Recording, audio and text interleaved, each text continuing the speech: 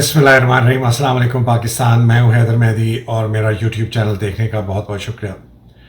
नाज़रीन, एक ज़रूरी बात आज ये करनी है कि हमें थोड़ा सा ठहर के ये देखना पड़ेगा कि ये हम सबको जो हम ये कोशिशें कर रहे हैं ये हम क्यों कर रहे हैं, इसके पीछे वजूहात क्या हैं, इसके हमारे सामने एग्ज़ाम्पल्स या मिसालें क्या हैं कि आजकल क्या हो रहा है पाकिस्तान में, और इसके असरात क्या हैं पाकिस्तान के ऊपर, और हमें क्या करना चाहिए।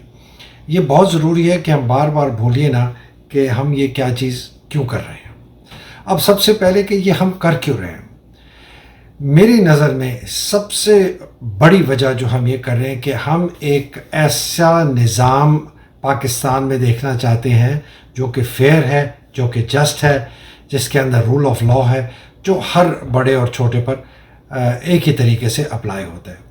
फिर हम चाहते हैं कि जितने हमारे गरीब हैं पाकिस्तान के, सबसे ज़्यादा एक जस्ट और फेयर सोसाइटी का सबसे बड़ा एविडेंस है कि उसके जो गरीब हैं उनको भी मसावी मौक़े मिलते हैं इस रियासत में रहने के लिए, और वो गुर्बत से बाहर निकलें। तीसरा है कि ये एक आज़ाद मुआशरा हो, फ्री हो, जिसके अंदर हर किस्म का तहफ़्फ़ुज़ हो, मेरी ज़िंदगी का, मेरी माल का, मेरी जान का, मेरे बाकी जितने मेरे हकूक़ हैं उनका तहफ़्फ़ुज़ हो, हमारी ज़िंदगी बेहतर हो। हमें हर एक इंसान को अच्छी तालीम के मौक़े मिले, हर एक इंसान को अच्छी सेहत और अच्छे हस्पताल के मौक़े मिले, हर किस्म के जो मौक़े हैं वो हम इस सोसाइटी में हमें मिले। ये इसके लिए हम लड़ रहे हैं, और जो यहाँ की मेजॉरिटी है उसकी राय को माना जाए, लेकिन यहाँ जो माइनॉरिटीज़ हैं, अक़लियतें हैं, उनके हकूक़ को भी सपोर्ट किया जाए और उनके हकूक़ भी उनको उतने ही मिले जिस तरह एक मेजॉरिटी में जो है मसावी हकूक़। लेकिन पूछना ये है कि ये हमारे पास है क्यों नहीं। ये एक ऐसे लगता है कि ऐसा कोई बहुत ही कोई एक हम निर्वाणा, कोई एक मिराज जो है हम ढूंढ रहे हैं, लेकिन ये है क्यों नहीं, ये देखना बहुत ज़रूरी है। फिर ही हम जा सकते हैं कि इसकी जड़ की जो मुसीबत की जड़ है वो क्या है, तो फिर इसको हम ठीक कैसे कर सकते। सबसे पहले है हमारा जो माइंड सेट है इस पूरी कौम का, ख़ास तौर पर हमारे हुक्मरान का, वो एक कॉलोनियल माइंड सेट है। वही अंग्रेज़ वाला माइंड सेट है जो वो छोड़ के गया हमारे पास 1947 में। हमारे जितने कानून हैं, हमारे जितने रूल्स हैं, प्रोसीजर्स हैं, वो बिल्कुल ऑब्सलीट हैं, बिल्कुल पुराने हैं। वो हमारे जो इस वक्त की उमंगें हैं उसकी बिल्कुल अक्कासी नहीं करती। मतलब एक छोटी सी मिसाल देता हूँ कि अभी आर्मी चीफ़ ने तकरीर की अपनी PMA में, अंग्रेज़ी में तकरीर की। सारा मुल्क जो है 80% लोग जो हैं वो इतनी अच्छी अंग्रेज़ी समझता भी नहीं है, लेकिन हमारे जहनों पर ग़ुलामी का इतना असर है अभी तक कि अपनी फ़ौज के अपने अफसरों की पासिंग आउट परेड पे अपना सिपह सलार जाके अंग्रेज़ी में तकरीर करता है। और अभी तक मेरा ख्याल है PMA में आप उर्दू नहीं बोल सकते या पंजाबी अपनी ज़बान भी नहीं बोल सकते, अगर आप बोलेंगे तो सज़ा मिलती है। और उसके बाद पूरे मुल्क के अंदर एक एलीट कैप्चर है हमारे सियासतदानों का जो बहुत इंतहा करप्ट है, हमारी फ़ौज का एलीट कैप्चर है, हमारे जो जुडिशरी है उसका बहुत बड़ा एलीट कैप्चर है, और उसकी वजह से हमारी ब्यूरोक्रेसी ने भी काबू कर लिया है और हमारी पुलिस ने भी काबू कर लिया है, और हमारे एक फ़ौज का अपना इदारा ISI है, उसका एलीट कैप्चर तो ऐसा है उसने तो पूरे मुल्क में हैवक, तबाही, बर्बादी मचा दी है। कोई उनके ऊपर नज़र नहीं है, कोई उनके ऊपर स्क्रूटनी नहीं है। आप ये अमेरिका जैसे कि हम बड़ी मिसाल देते हैं, उधर की FBI और CIA कानून के मातहत है, और अगर वो कोई कानून से काम करती है जो कि कानून के दायरे के बाहर है, उनको बड़ी सख्ती से खींचा जाता है अगर उनको पकड़ लिया जाए। इदारे इंतहाई कमज़ोर, बहुत प्लाइबल, और जिसके अंदर पहले जैसे मैंने कहा judiciary, bureaucracy, election commission of Pakistan, हमारा इलेक्शन का प्रोसेस तबाह बर्बाद हो गया, और अब फ़ौज भी इस बर्बादी की तरफ जा रही है। फिर बैरूनी سازشیں خاص طور پہ امریکہ نے اس ملک میں سوائے ڈکٹیٹرز کو ہمارے کسی صاف سیاستدان کو سپورٹ نہیں کیا، کرپٹ سیاستدانوں کو کیا اور ملٹری ڈکٹیٹرز کو کیا. اور بہت افسوس کے ساتھ کہنا پڑتا ہے ہم خود ذمہ دار ہیں اس کے لیے، بیکاز ہم کبھی بھی کھڑے نہیں ہوئے اپنے حقوق کے لیے، ہم لڑے نہیں. ہم نے چپ کر کے بھیڑ بکریوں کی طرح جو ہمارے ساتھ ہوتا رہا ہے پچھلے 75 سال سے، ہم نے سر جھکا کے اس کو مانا ہے. یہ کیوں ہوا اور اس کی ابتدا کیسے ہوئی؟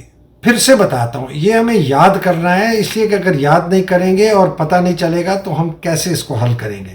سب سے پہلے اس کی ابتدا ہوتی ہے جب فوجی ڈکٹیٹرز نے آ کے مارشل لاء لگانا شروع کیا اور ان کو ایک بہت ہی کمزور اور کم ظرف جو ہماری عدلیہ نے ان کو سپورٹ کیا اور ان کو کہا کہ جی آپ یہ حکومت کر سکتے ہیں.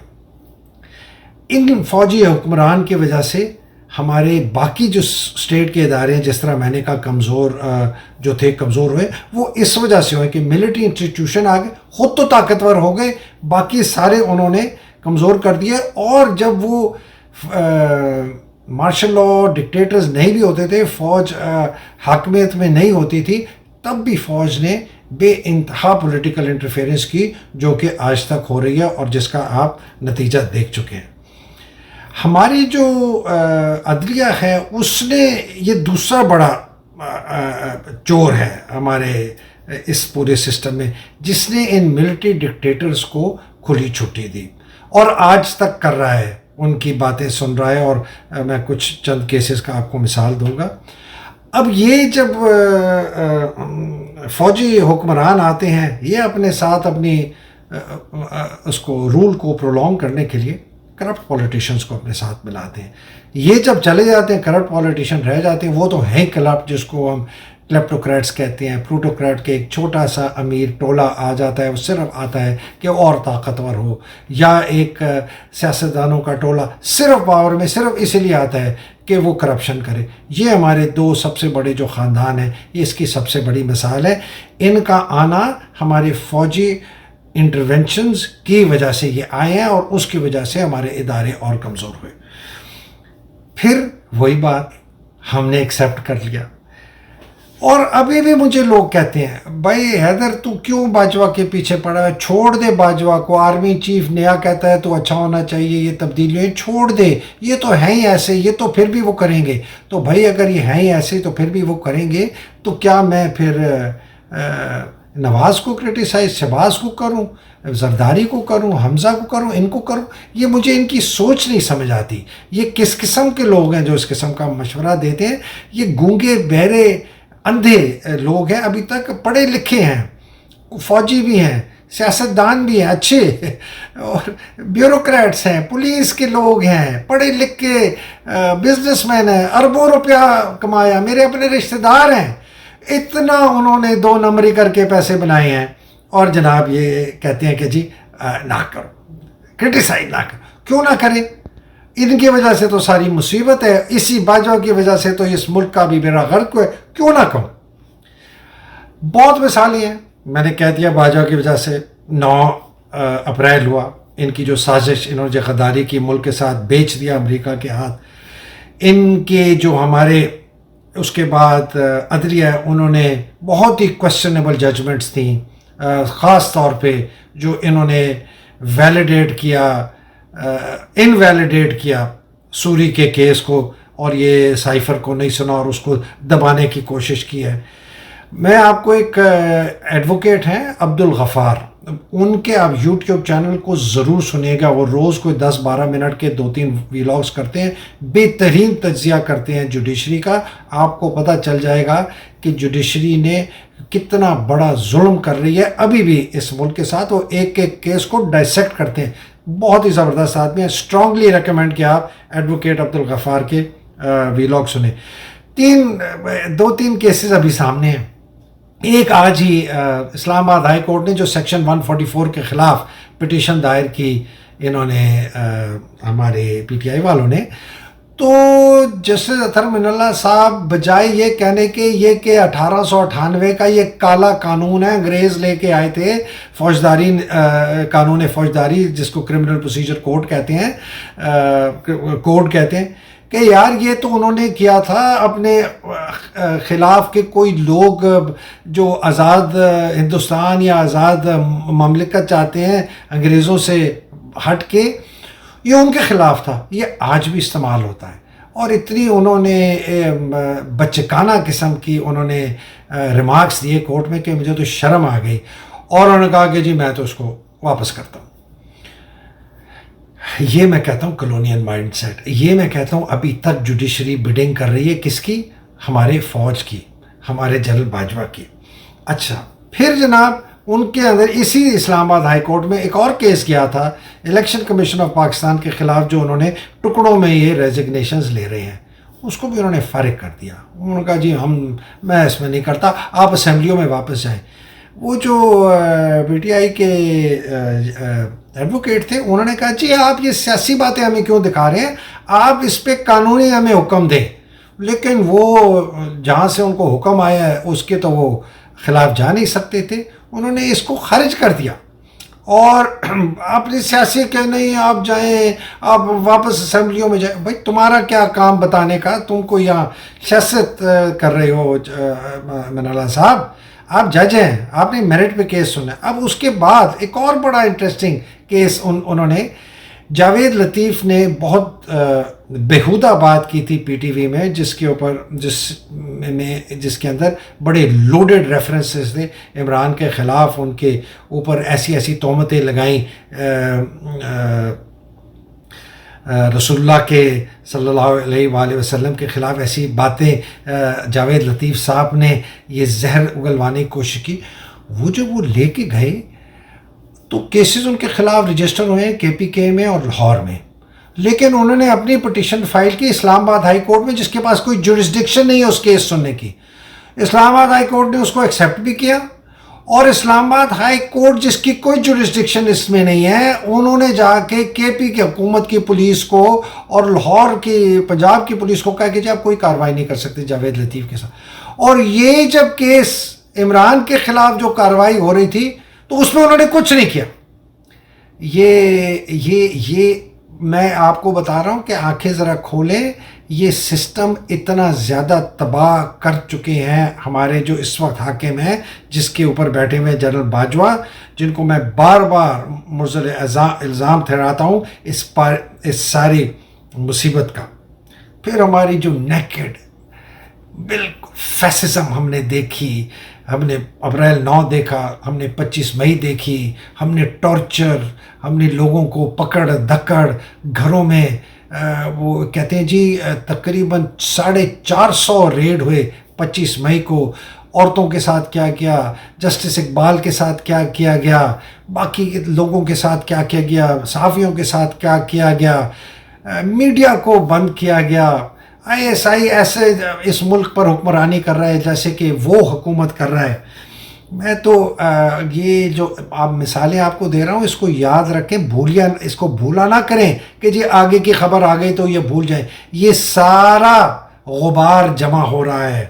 پھر ڈار صاحب آ گئے، 5 سال کا مفرور، اچکا، بدماش، جھوٹا، فریبی، فراڈ، ایبسکونڈر، وہ واپس آ گیا۔ نیب کے لا انہوں نے سب تبدیل کر دیے۔ وہ کیس ابھی پڑا ہوا ہے سپریم کورٹ میں، اللہ کرے کہ سپریم کورٹ کو اس کا صحیح فیصلہ دے، ورنہ تو فوج کی یہ تو ملک کی تو لوٹ مار بالکل کھلی چھٹی ہو گئی۔ کون روکے گا ان سب لوگوں کا؟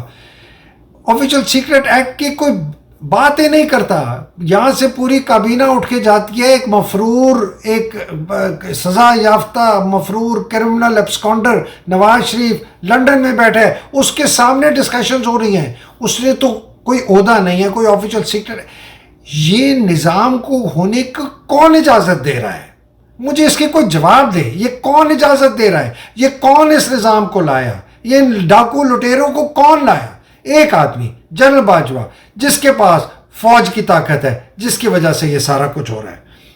الیکشن کمیشن کو کس طرح یہ مینوپولیٹ کر رہے ہیں، آڈیو لیکس کا آپ دیکھیں، یہ جو ہماری انٹیلیجنس ایجنسی ہے ان کے اوپر کوئی روک ٹوک ہی نہیں. ابھی انہوں نے پٹیشن فائل کی تھی کہ جی اس کو انویسٹیگیٹ کریں, اور رانا صلی اللہ علیہ وسلم نے 2 بندے پکڑ لیا, جی یہ تو اب ٹھیک ہے اب کچھ نہیں ہوگا, کہ کورٹ اس کو سنے ہی مت, ورنہ اگر سنے گا تو وہ تو 6 8 10 16 20 سوال پوچھیں گے. تو یہ چٹا پٹا سا, پھر بھی کورٹ میں کچھ اچھے لوگ ہیں ہمارے, کچھ ججز ہیں, ان سے ہمیں امید ہے کہ وہ اس طرح کا کریں گے.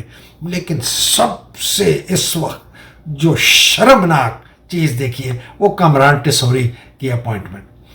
میں آنیسٹلی سمجھتا تھا کہ زرداری کا صدر بننا یا یہ باجوہ کی غداری سے شریفوں کو اور زرداریوں کو واپس لانا سے بعد میں نا, اس سے شاید ہم نیچے گٹر میں نہیں گریں گے. لیکن ایک قاتل, ایک ISI کا ٹاؤٹ ہے, یہ ان کا انفارمر ہے, یہ انتہائی کرپٹ مافیا قسم کا یہ کرمنل ہے.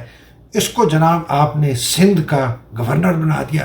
اس سے زیادہ بےزتی, گندگی, بےہودگی اور شرمناک کوئی بات ہو سکتی ہے کہ ٹیسوری جیسے آدمی کو, اور کون بنا سکتا ہے ٹیسوری کو گورنر؟ مجھے یہ بتائیں. آپ سمجھتے ہیں شہباز شریف نے اس کو گورنر بنایا ہوگا؟ کون بناتا ہے؟ یہ آپ دیکھیں 10 ستمبر کو ایک ڈان کی خبر ہے, دوسرے اخباروں میں بھی ہے, وہ کہتے ہیں جی یہ MQM کے سارے جو ٹاپ لیڈرز ہیں نا وہ بیٹھے اور انہوں نے فیصلہ کیا کہ جی ہمیں حکم ملا ہے پاورز دیٹ بی, جو کہ اس ملک میں طاقتور پاورز ہیں. کون ہیں وہ؟ چپڑاسی صاحب, منصور یا مقبول چپڑاسی یا کریم کلفی والا؟ جنرل قمر جاوید باجوہ صرف اس وقت ملک میں طاقتور ہے, وہی چلتا ہے. ان کے تھرو ان کو حکم دیا گیا کامران ٹیسوری کو واپس لیں, اس کو ڈپٹی کنوینر بنائیں. ان کی پارٹی میں بغاوت ہو گئی کہ اتنے بےہودہ آدمی کو ہم کیسے ایکسیپٹ کریں گے, اس کی وجہ سے پارٹی ٹوٹی ہے. ان کا ایک ڈپٹی کنوینر نے ناصر جمال سخت کرٹیسائز کیا. یہ آبجیکٹیو کیا ہے ٹیسوری کو؟ میرا خیال ہے ایک تو آبویس ہے کہ MQM کو پے بیک کرنا تھا جو انہوں نے غداری کی عمران کے ساتھ اور چھوڑ کے آئے اور یہ کہہ کے آئے کہ ہم تو مہنگائی کے لیے آئے تھے. اصل میں ان کا پے بیک اب یہ ہے ٹیسوری کو بنانا. لیکن ان کے اندر بھی اتنا اس کے اوپر کرٹیسزم کی پارٹی میں, مجھے نہیں سمجھ آتی کہ یہ آگے کیسے چلے گا. لیکن دیکھتے. دوسرا جو میرے لیے سب سے زیادہ خطرناک, میں نے ٹویٹ بھی کیا ہے, وہ یہ ہے کہ میری نظر میں جنرل باجوہ کسی قسم کی بیہودہ مکرو حرکت کریں گے کوئی ایمرجنسی ٹائپ لگانے کے لیے, گورنر رول لگانے کے لیے, اور اس جیسے کھلنڈرے, اس جیسے ڈاکو, اس جیسے چور گورنر کے ساتھ وہ اپنے جو مکرو ان کے مزاحم ہیں کہ میں کسی طرح جاؤں نا, میں ٹکا رہوں اور میں قابو رکھوں, عمران کسی طرح واپس نہ آئے, PTI کی ایسی کی تیسی کر دو سندھ میں. یہ میرا خیال ہے ان کے عزائم ہے. یہ اگر آپ سوچیں, آپ سوچیں, میں تو کہتا ہوں کہ اگر یار یہ ٹیسوری جنرل باجوہ صاحب, اگر آپ سمجھتے ہیں کہ یہ سندھ جیسے پروونس, اتنا پڑھا لکھا جو ایک شہر کراچی جیسے شہر کے لیے اگر یہ ہے نا, تو میرا خیال ہے پھر تو یہ آرمی چیف بننے کے لیے بھی آپ اس کو نیکسٹ آرمی چیف بنا دیں, کچھ چینج کر لیں. آپ تو ہر چیز کر سکتے ہیں. آپ اس کو اپنا DGI بنا دیں, بنائیں نا. آپ اس کو 10 کور کا کمانڈر بنا دیں. آپ اس کے حوالے ہمارے نیوکلیئر کر دیں ٹیسوری کو. اگر وہ اس پاکستان کی 1/3 آبادی کے لیے آپ سمجھتے ہیں کہ اچھا لیڈر ہے, تو یہ فوج کے لیے بھی ہے. اس کو کمانڈنٹ بنا دیں, PMA کا, اسٹاف کالج کا بنا دیں, اس کو NTO کا پریزیڈنٹ بنا دیں. بھائی اپنی یونٹ ہے 16 بلوچ, اس کا کرنل آف دا ریجمنٹ بنائیں, اس کو بنائیں جس طرح بھٹو کو ضیاء نے بنایا تھا احمد کور کا کرنل آف دا ریجمنٹ. آپ بلوچ ریجمنٹ کا کرنل آف دا ریجمنٹ اس ٹیسوری کو بنائیں. یہ پاکستان کے سیولینز کے اوپر آپ یہ ظلم کرتے ہیں.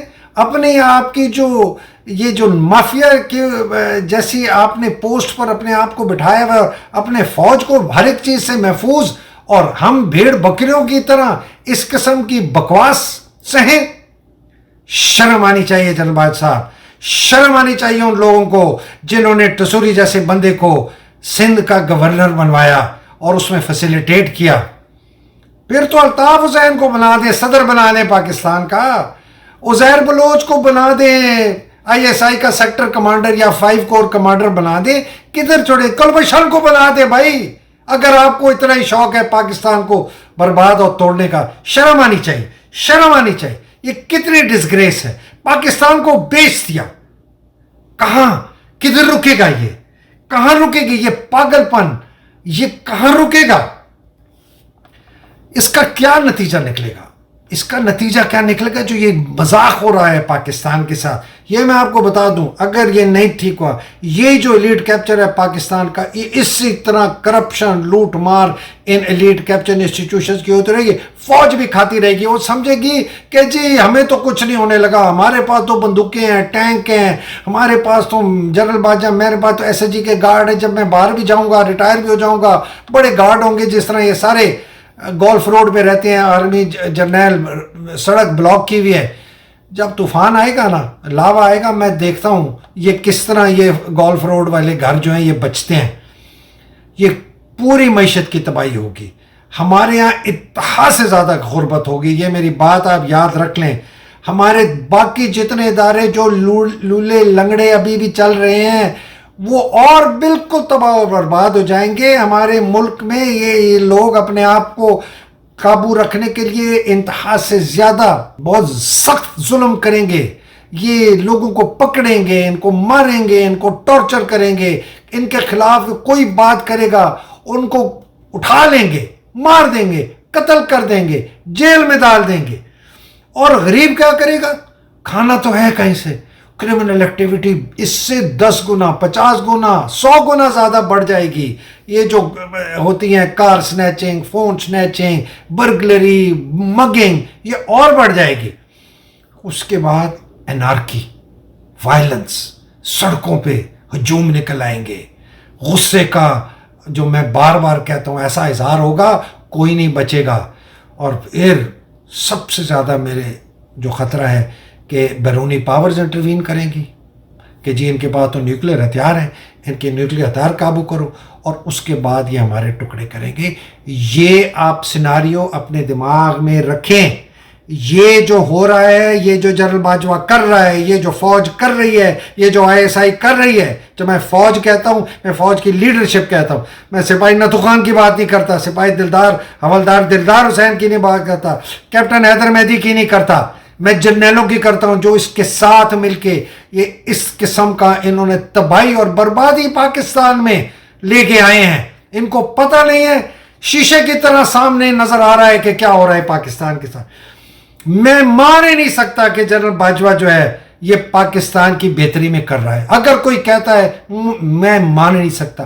مجھے اب یقین ہو گیا، جتنا زیادہ میں یہ ٹائم گزرا ہے مجھے یقین ہو گیا کہ شاید انہوں نے پیسہ لیا ہو، شاید ان کو پاور کی ہوس ہو، شاید یہ چھوڑنا نہ چاہتے ہوں.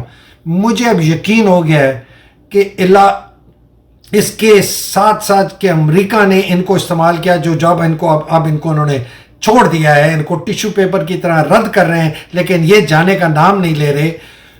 میں یقین سے کہہ سکتا ہوں کہ کوئی اور انٹرنیشنل کانسپریسی بھی اس میں شامل ہے، جس میں جنرل باجوہ صاحب اور ان کے ساتھ ان کے ہم خیال، ہم سوچ، ہم مسلک جو بھی ہے اس میں شامل ہیں. مجھے اب کوئی شک نہیں، اس لیے کہ یہ اس تیزی سے یہ بربادی کی طرف جا رہے ہیں کہ مجھے تو سمجھ نہیں آتی کہ اگر یہ آرمی کا سپہ سالار ہے اور اس کے ساتھ وہ جرنیل ہیں، اگر ان کو نہیں سمجھ آ رہی کہ پاکستان کو ہم ڈبو رہے ہیں تو پھر تو مقاصد کوئی اور ہے. اور یہ اتنے بے وقوف نہیں ہیں کہ ان کو سمجھ نہیں آتی.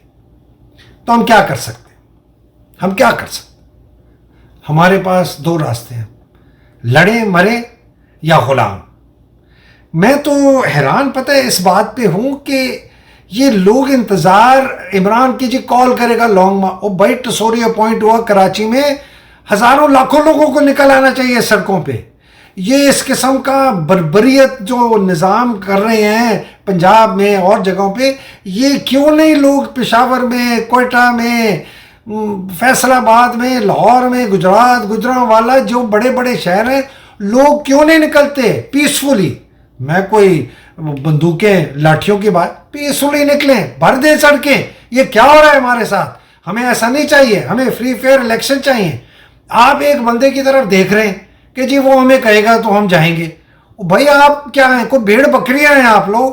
آپ خود بھی اپنے حقوق کے لیے نکلیں نا، باہر نکلیں، آئیں، اپنی آواز بلند کریں کہ ہمارے ساتھ کیا ہو رہا ہے.